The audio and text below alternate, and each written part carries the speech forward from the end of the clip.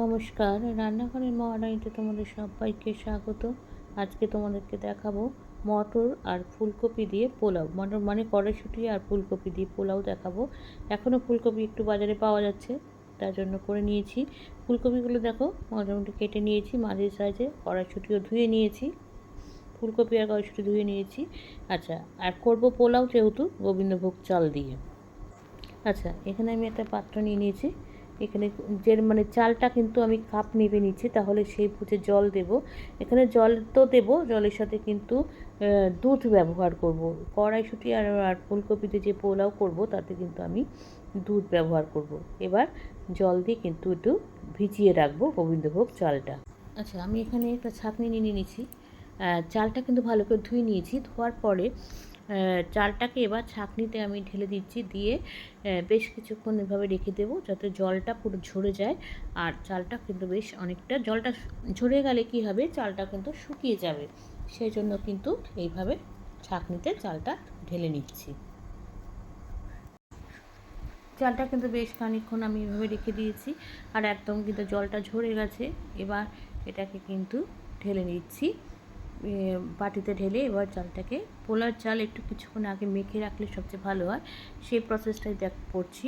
এখানে আদা দিয়ে দিচ্ছি। আদাটাই আমি কুড়িয়ে নিয়েছি, তোমরা চাইলে কিন্তু থেতো করে রসও দিতে পারো আদার। আচ্ছা, এরপর দিয়ে দেবো হচ্ছে এখানে গরম মশলার গুঁড়ো, আর দেবো হচ্ছে হলুদ। এখানে মোটামুটি পোলাও রান্না করতে চালে যা যা লাগে সেইগুলো দিয়ে দেবো।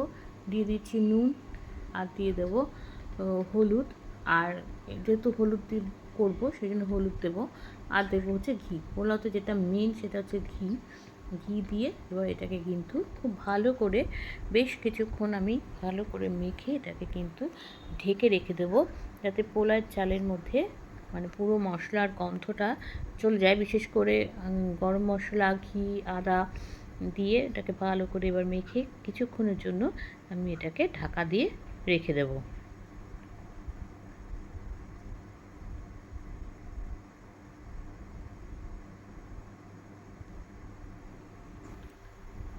কড়াই বসিয়ে দিয়েছি, কড়াইতে কিন্তু আমি ঘি দিয়েছি। ঘিটা কিন্তু অল্প পরিমাণে দিয়েছি, যেহেতু চালে ঘি দিয়ে মেখে রেখেছি।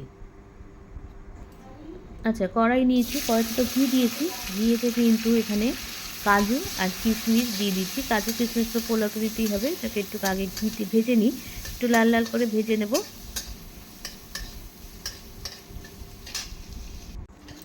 কাজু কিশমিশটা কিন্তু আমার ভাজা হয়ে গেছে। এবার কিন্তু এটাকে তুলে নেব, নাহলে এরপর বেশি কিন্তু কালো হয়ে যাবে। কাজু কিশমিশটা তুলে নিয়েছি। এবার ওই কড়াইতেই কিন্তু আমি ওই যেটুকুনি ঘি ছিল তার মধ্যেই কিন্তু এবার ফুলকপি আর কড়াইশুঁটিটা দিয়ে দিয়েছি একটু ভাজার জন্য। ফুলকপির মধ্যে একটু হলুদ দিয়ে রেখেছিলাম, এবার ভালো করে এটা ভেজে নেব।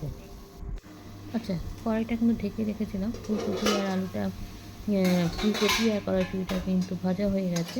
এবার এটাকে তুলে নেব। খুব ভালো মানে বেশ করা ফুলকপি থেকে কাঁচা গন্ধটা চলে গেছে। এবার এটা তুলে নিচ্ছি। ওই কড়াইতেই কিন্তু আবার একটু ঘি দিয়ে দিলাম, অল্প ঘি। এবার ঘিটা অল্প দিয়েছি, আর তার সাথে দেবো হচ্ছে সাদা তেল। ঘি আর সাদা তেল মিশিয়ে কিন্তু রান্নাটা করব। তোমরা চাইলে কিন্তু পুরো ঘিতেও করতে পারো, যেহেতু আমি পোলাওয়ের চালে অনেকটা ঘি দিয়ে মেখে রেখেছি সেজন্য কিন্তু আমি এখানে ঘিটা কম ব্যবহার করেছি। কড়াইতে কিন্তু গরম হয়ে গেছে। এবার ফোড়ন দেব, ফোড়নে দেব গোটা গরম মশলা।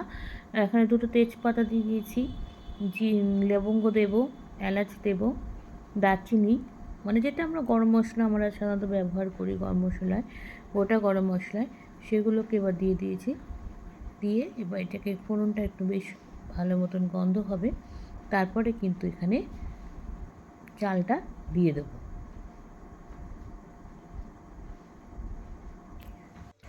কড়াইতে কিন্তু গরম মশলাটা ফোড়ন হয়ে গেছে। এবার আমি চালটা দিয়ে দেবো। চালটাকে কিন্তু এবার মশলার সাথে, এই গোটা গরম মশলার সাথে চালটাকে খুব ভালো করে কিন্তু মেখে নেব, ভালো করে কিন্তু ভেজে নেব। বেশ চালটাকে বেশ ভাজা করতে হবে ভালো মতন। তারপরে কিন্তু এর মধ্যে আমি জল দেব আর দুধ দেবো। দুধ আর জলটা কিন্তু মিশিয়ে দেবো। এখানে এবার কিন্তু দুধ আর জলের মাপটা নেব। এইটাই কিন্তু খুব পোলাওয়ের জন্য খুব প্রয়োজনীয় জিনিস, আর এটাকে ঠিকঠাক কিন্তু মাপতে হয়। এখানে যেহেতু আমি 1.5 কাপ চাল নিয়েছি, সেজন্য এখানে কিন্তু জল দুধ মিশিয়ে 3 কাপ নেব। দেখো এখানে 1 কাপ দুধ দিয়ে দিয়েছি। আচ্ছা, আর আর হাফ কাপের একটু বেশি দুধ নিয়েছি, আর ওখানে একটু জল মেশাবো, মিশিয়ে 2 কাপ হলো। এবার আরেক কাপ আমি শুধু প্লেন জল দেব। মোটমাট 3 কাপ হলো কিন্তু আমার জল, যেহেতু 1.5 কাপ চাল নিয়েছি 3 কাপ আমি জল নিয়েছি। চালটা ভাজা হয়ে গেছে, এবার এর মধ্যে কিন্তু ফুলকপি আর কড়াইশুঁটিটা দিয়ে দেবো। এটাকেও কিন্তু চালের সাথে ভালো করে ভেজে নেব, যাতে চালের মধ্যে যে মশলাগুলো দেওয়া রয়েছে, আদা, গরম মশলা, ঘি, তাহলে সেটাও কিন্তু ফুলকপির সাথে কিন্তু ভালো করে মিশে যাবে, আর ফুলকপিটাও আর ভালো করে ভাজা হয়ে যাবে। এবার এটাখানি ভালো করে ভেজে নিয়ে, এবার পোলাও যেহেতু একটু মিষ্টি মিষ্টি হয়, পোলাও সাধারণত আমরা জানি মিষ্টি হয়, তার জন্য এখানে কিন্তু একটুখানি চিনি দিয়ে দেবো। মিষ্টিটা ব্যালেন্স করার জন্য কিন্তু চিনি দিয়ে দেবো। এবার এখানে চিনি দিয়ে দিয়েছি, দিয়ে এবার এটাকে মিশিয়ে নিচ্ছি। এবার দেখো ফুলকপিটা মিশিয়ে নিয়েছি, নেওয়ার পরে দুধ দিয়ে জল দিয়ে যেটা পরিমাপ ঠিক করে রেখেছিলাম সেটা এবার দিয়ে দিলাম। দিয়ে পুরোটাই কিন্তু দিয়ে দিয়েছি, দিয়ে এবার এটাকে ভালো করে মিশিয়ে এবার কম আছে, কিন্তু একদম লো আছে, এটাকে ঢেকে দিয়ে আমি এবার রান্নাটা করব। আচ্ছা, এবার অনেকক্ষণ কিন্তু এটাকে রান্না হয়েছে, করতে দিয়েছি। এবার ঢাকনাটা তুলে দেখি, আর যেহেতু দুধ দেওয়া আছে না, একটুখানি না নাড়ালে তলায় লেগে যাওয়ার সম্ভাবনা থাকবে, সেজন্য কিন্তু একটু সতর্কভাবে রান্নাটা করতে হবে, যাতে তলায় লেগে না যায়। দেখো আমি ঠিক সময় উঠিয়েছি, কিন্তু না হলে একটু পরে হলেই কিন্তু এটা পুরো তলায় লেগে যেত, আর পুরো একটা পোড়া গন্ধ বেড়ে যেত, তাহলে আর খাওয়া যেত না। সেই জন্য এই মানে ঢাকনাটা কিন্তু খুব সতর্কভাবে তুলতে হবে। চলো এবার একটু ভালো করে নাড়িয়ে মিশিয়ে নিই, নিচেরটা উপরে, উপরেরটা নিচে করে নিই, করে আবার একটু কিছুক্ষণের জন্য হয়ে গেছে, কিছুক্ষণের জন্য আবার ঢাকা দিয়ে একদম রেখে দেবো, তাহলে কিন্তু পোলাওটা আমার একদম রেডি হয়ে যাবে। আচ্ছা, পোলাওটা কিন্তু আমার একদম রেডি হয়ে গেছে। এবার একদম লাস্টে কাজু কিশমিশটা যেহেতু ভাজা ছিল, সেজন্য শেষে দিয়ে দিলাম। দিয়ে এটাকে এবার এটা কিছুক্ষণের জন্য আবার একটু নাড়িয়ে আবার এটা ঢেকে রেখে দেবো, তাহলে কিন্তু আমাদের একদম রেডি হয়ে যাবে। ঠান্ডা হলেই কিন্তু এটা পুরো ঝরঝরে হয়ে যাবে, ওই জন্য অসুবিধা নেই। আর দুধ দিয়েছি বলে একটু আঠা আঠা ভাব মনে হচ্ছে, কিন্তু এটা ঠান্ডা হলে একদম ঝরঝরে হয়ে যাবে।